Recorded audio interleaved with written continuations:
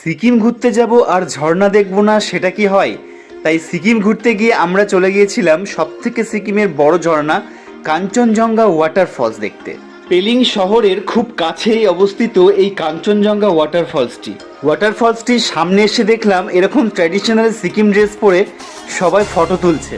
তারপর ঝর্ণাটার খুব কাছে এসে ভিডিও করলাম, তবে এর মতো এতটা কাছেও যেতে পারলাম না, ও একটু বেশি সাহস দেখিয়েছে। তারপরে এই পুরো ঝর্ণাটা একবার ভালোভাবে দেখে নিলাম। এমনিতেই শীতকাল, তার মধ্যে যদি বেশি কাছে যেতে গিয়ে জলে পড়ে যায় তাহলে তো অবস্থা একদমই খারাপ হয়ে যাবে। তাহলে কি ভাবছো? তাড়াতাড়ি প্ল্যান করে চলে আসো, আর আমার চ্যানেলটা কিন্তু অবশ্যই সাবস্ক্রাইব করে দাও। আর এই ঝর্ণাটার আওয়াজটা একবার শোনো জাস্ট।